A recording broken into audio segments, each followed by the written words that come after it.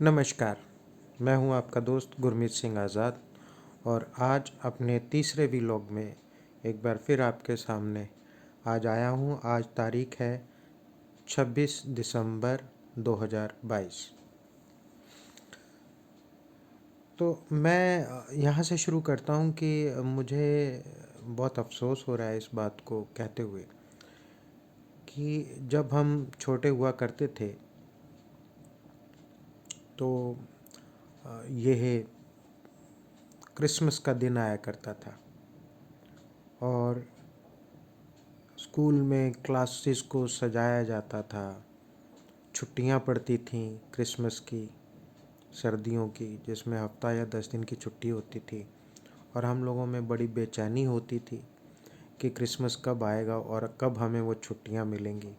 और हम ये जानते थे कि क्रिसमस का हमारे धर्म से कोई लेना देना नहीं है, लेकिन उन छुट्टियों की वजह से वो क्रिसमस का जो जो उत्साह होता था वो बिल्कुल वैसा ही होता था जैसे हमारे अपने धर्म के लिए जब छुट्टी मिला करती थी।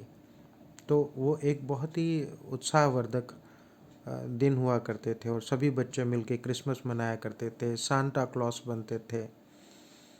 और चाहे कोई क्रिश्चियन है या नहीं है, किसी भी धर्म से ताल्लुक़ रखता है, माँ बाप अपने बच्चों के तकियों के नीचे कुछ गिफ्ट वगैरह रात को जब बच्चे सो जाते थे तो सरका दिया करते थे, ताकि बच्चा जब सुबह उठे तो आम क्रिश्चियन की तरह उनका बच्चा, क्योंकि हर इंसान के अंदर कोई ना कोई महत्वाकांक्षा होती है, तो बताया यही जाता था कि सांता क्लॉस आपकी सभी इच्छाएं पूरी करेंगे।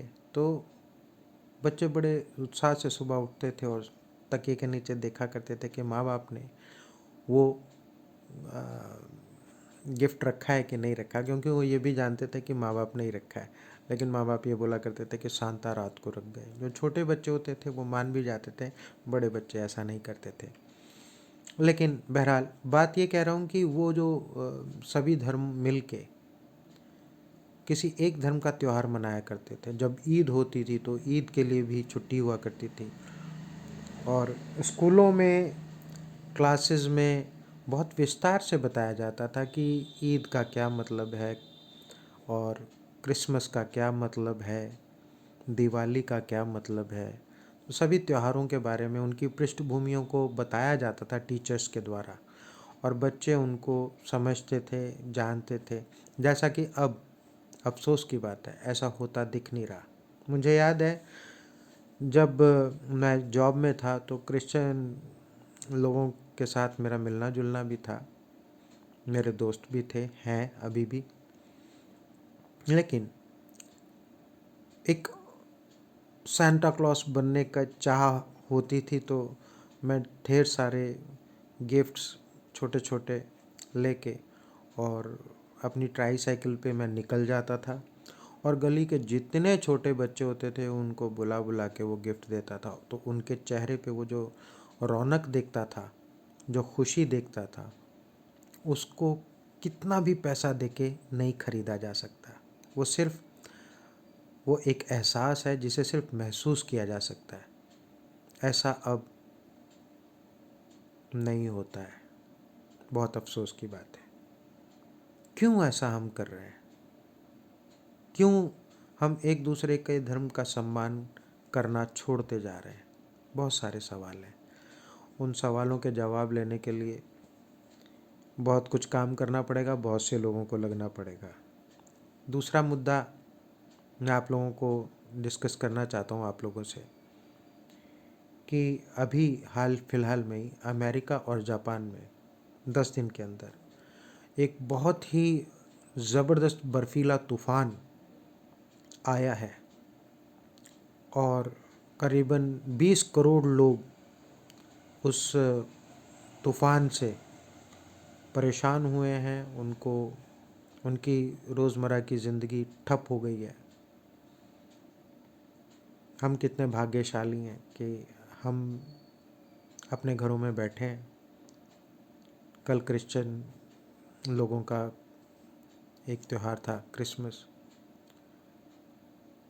यहाँ इंडिया में मनाया गया, लेकिन अमेरिका में किसी को उनका जो त्यौहार है वो नहीं मनाने दिया गया। वो बाहर नहीं जा पाए क्योंकि बाहर का जो टेम्परेचर था वो -45 था। -45। मेरे ख्याल से तो ये वहाँ भी इतना नहीं होता होगा जहाँ सांता क्लॉस रहते हैं। क्यों होता है ऐसा? इसके कारण क्या है? जब हम इसमें जाते हैं तो हम पाएंगे इसका कारण हम खुद हैं।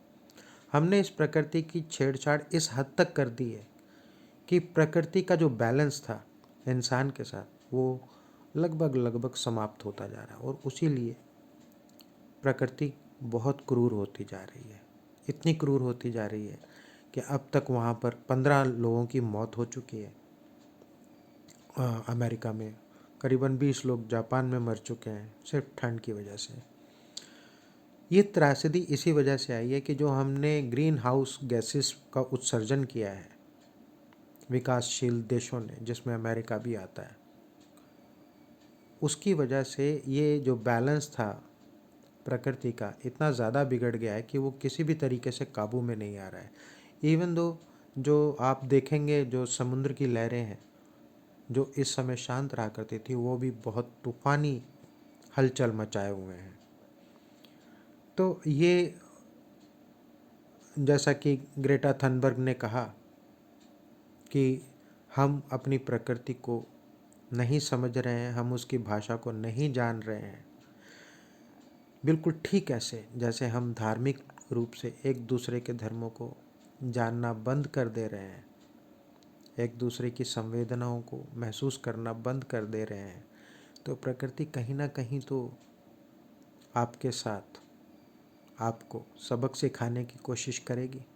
लेकिन जो मेरा तीसरा पॉइंट है, जो कि लास्ट पॉइंट है आप लोगों से बात करने के लिए, ये जो ईरान में और अफ़गानिस्तान में जो औरतों के साथ हो रहा है वो कौन सा इस्लाम है जिसके तहत औरतों के साथ इतना क्रूर व्यवहार हो रहा है कि वहाँ की जो जनता है वो सरकार के खिलाफ इस हद तक जा चुकी है कि वो फांसियों पे चढ़ रहे हैं। 3 दिन में फैसले हो रहे हैं और लोगों को फांसी पे चढ़ाया जा रहा है। कोई वकील नहीं, कोई कानूनी मदद नहीं, सीधा फांसी। ये हमारे प्लानट पे हो रहा है। और सिर्फ ये ईरान में नहीं हो रहा है, ये अफ़गानिस्तान में भी हो रहा है। ये पड़ोसियों के घर में लगी हुई आग अगर समय से नहीं बुझी तो मुझे ये डर है कि ये आग हमारे घर यानी कि हमारे देश भारत में ना आ पहुँचे। मेरा डर वाजिब है, आप जानते हैं, और एज़ इट इज़ ये डर आपका भी होना चाहिए।